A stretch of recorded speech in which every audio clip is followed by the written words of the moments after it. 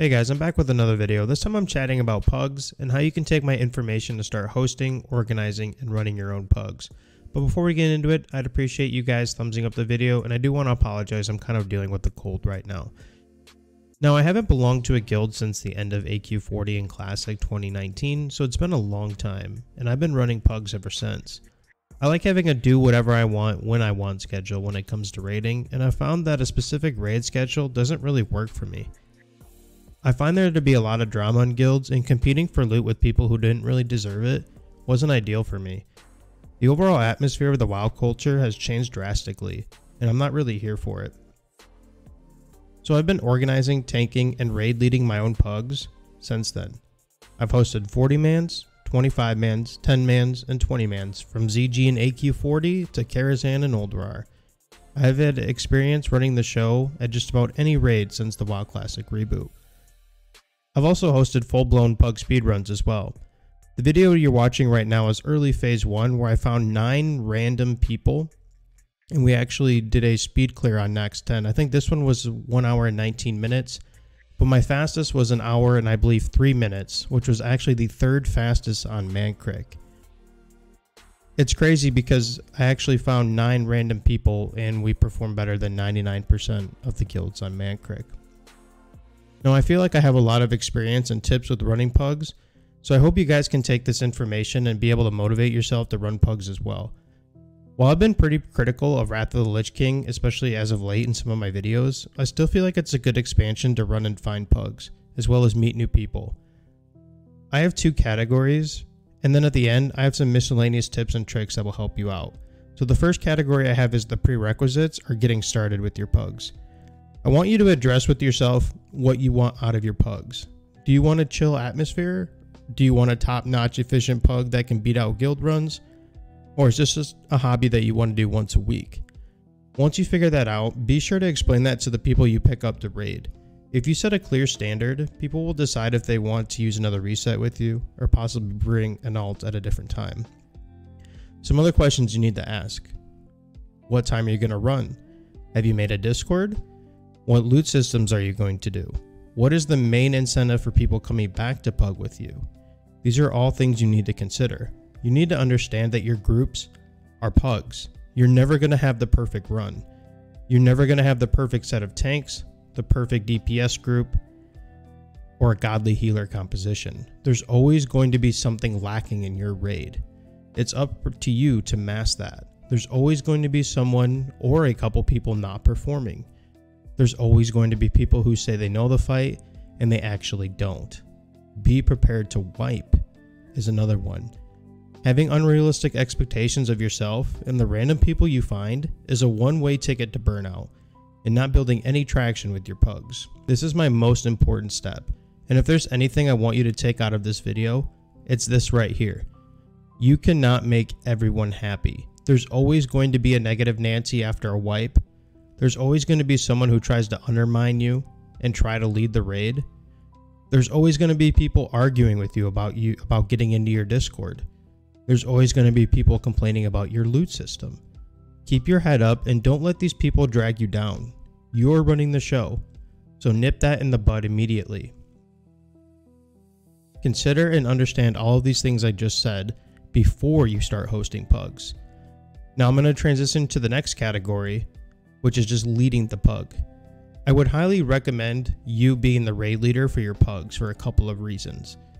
The first is that if you're trying to make your Pug a staple in the community of your server, you need to be organized, and what better way to do that than you being the leader? Another reason is, remember how I talked about having an expectation of your groups? Well, you being the leader is a great way to make sure that expectation is being met. Another important one, you need to be vocal on Discord, whether that's introducing yourself, explaining the fights, or making callouts during bosses such as battle reses or mechanics. Now, for example, when the group forms and we zone in into the raid and we all get into Discord, I always introduce myself, tell them my Pug raiding schedule, and to remind them to check their SRs or confirm the loot systems with them, just in case they don't remember or they need to fill out an SR. During the raid or while we're pulling trash, there's quite a few things I'm vocal about. I always communicate when I'm doing a big pull. I explain every fight or go over the main mechanic. even if it's a boss like here on Grobulus or Gluth. Or I tell people that I want the pace to go faster, or encourage them that the raid is going well and to keep up their performance. You don't need to make every single call out, because if you do, people are going to tone you out pretty quickly and not even listen to things you have to say, especially the important things you have to say. However, people love organization, and this is always going to be your staple. Don't be afraid to call out people for not performing. Just because this is a pug doesn't mean people can come into your raid and half-ass your raid while they're watching soap operas, watching sports, or watching Game of Thrones on their second monitor. If you let them, people will take advantage of you. They will AFK in and out, or simply just not care. Set a standard, and do not be afraid to tell someone to step it up or find the replacement. And that's going to bring me to log checking. Logs aren't everything, and they can be flawed in a plethora of ways. However, as much as people hate logs, there is some truth to them. You can clearly see when someone isn't performing to a standard. If they're all gray logs and have multiple encounters with that boss, you can pretty much confirm it's them and not some other variable. Now, I'm not saying only find purple and pink parsers, because obviously that slims down your choice of people, but look for competent players.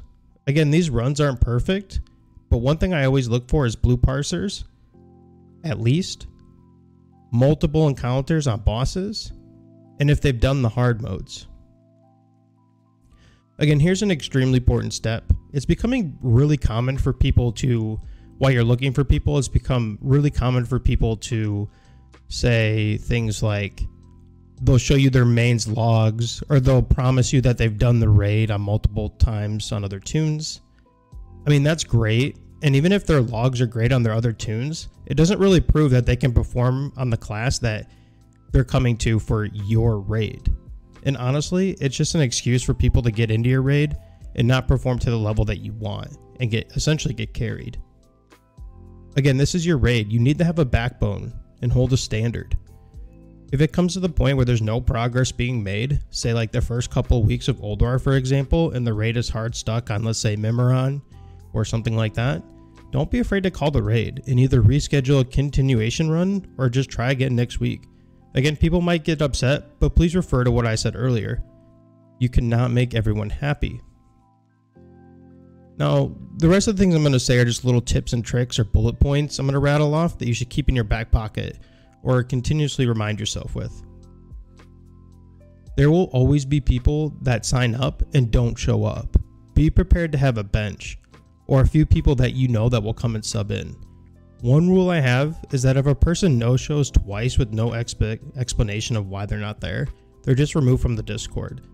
They're wasting not only your time, but everybody else's. This goes with people who leave mid-raid as well. Running pugs, I promise you, will take time out of your day when you're not playing the game.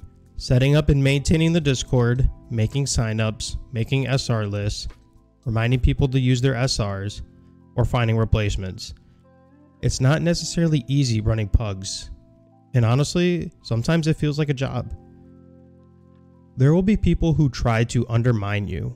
There will be people who try to take advantage of you. There will be people who will try to find loopholes in your loot systems. For example, there's always a case of a solid piece of loot dropping early in the raid, and there will always be a DPS or a healer or someone that is rocking heirlooms or is just not very good geared, and they're not going to roll on that piece that's a clear upgrade because they don't want to waste their main spec roll. It happens all the time.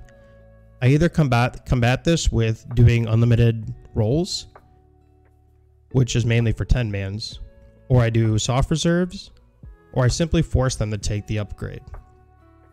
Now, once you build some traction with your pugs and you get your name out there, you want to have 3 to 5 people who either help you organize the pugs or become staple members that always attend. This helps take some of the workload off of you and less time finding people for your pugs. Bring extra consumables. This is a big one. Chances are you're going to have people not flashed or don't have the right consumables. I always bring a few extra so I can supply the ones who forgot or simply just don't care. Consumables can make a difference in your run being smoother and more efficient. If you're not the main tank, you need to find one you can trust. The main tank is the most important role of the raid, so it needs to be someone who not only performs well, but is able to match your expectations of the raid and the pace you want to go at. This can make or break your raid and your pug. which is why I tank and raid lead. Now overall, I want you guys to just be able to lead with confidence. That's the main part about running Pugs. If you guys have any other tips, let me know in the comments. I appreciate you guys as always. Don't forget to subscribe to the channel, and I'll see you later. Thank you.